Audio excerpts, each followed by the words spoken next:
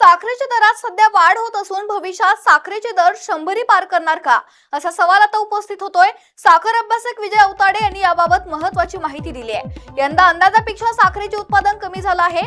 इथेनॉलसाठी साखर वळवल्यानंतर आणि निर्यातीनंतर बाजारात उपलब्ध साखरेचा साठाही कमी झालाय। त्यामुळे खरेदीदारांमध्ये चिंता वाढून मागणी वाढली आणि साखरेच्या दरात वाढ झाली आहे। साखरेची दरवाढ नैसर्गिक नसून काही प्रमाणात साठेबाजीची शक्यताही नाकारता येत नसल्याचं अवताडे यांनी म्हटलंय। दरम्यान साखरेचे दर वाढल्यास साखरेपासून इथेनॉल निर्मिती कारखान्यांना परवडणारी राहणार नाही। त्यामुळे इथेनॉलचे दरही वाढवण्याची गरज असल्याचं कारखानदारांचं म्हणणं आहे। याबाबत विजय अवताडे यांच्याशी बातचीत केली आहे आमचे प्रतिनिधी निरंजन कामत यांनी। साखर दरवाढीचा जो मुद्दा आहे तो मोठ्या प्रमाणात आपल्याला पेटलेला पाहायला मिळतोय। मात्र या साखर दरवाढीचं नेमकं पुढे होणार काय, ही दरवाढ अशीच होणार का, इथेनॉलचा नेमका मुद्दा काय आहे, हे सगळं आपण जाणून घेऊयात। आपल्यासोबत आहेत साखर अभ्यासक विजय अवताडे, त्यांच्याकडून आपण हे सगळं जाणून घेणार आहोत। नमस्कार सर। नमस्कार। नमस्कार।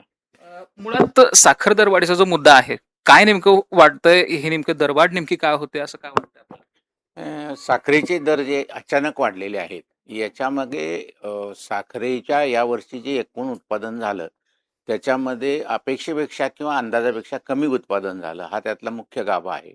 कारण यावेळी हंगामाच्या सुरुवातीला इथेनॉलकडे जाणारी साखर सोडून साधारण 309-310 लाख टन साखर तयार होईल आपल्या देशामध्ये नेट साखर वापरासाठी, अशी अपेक्षा होती। आणि हंगामाच्या सुरुवातीला 52 लाख टन साखर शिल्लक होती आपल्याकडे, पण प्रत्यक्षामध्ये 310 ऐवजी 280 लाख टनच साखर आपल्याकडे निर्माण झाली आणि साधारण 280 लाख टन आपण वापरतो।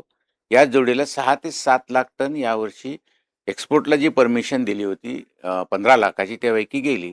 त्या दोन्हींचा विचार करता साधारण हंगामाच्या म्हणजे या 1 ऑक्टोबरला 40 लाखच टन साखर शिल्लक राहील अशी अपेक्षा होती, पण प्रत्यक्षात ती तेवढी न राहता 35 लाखावरच आल्यामुळे आणि 35 लाख ही साखर ऑक्टोबर महिन्यामध्ये येणारे सण, विशेषतः दसरा आणि दिवाळी नोव्हेंबरच्या पहिल्या आठवड्यात असल्यामुळे दिवाळी खरेदी ऑक्टोबरमध्येच होणार।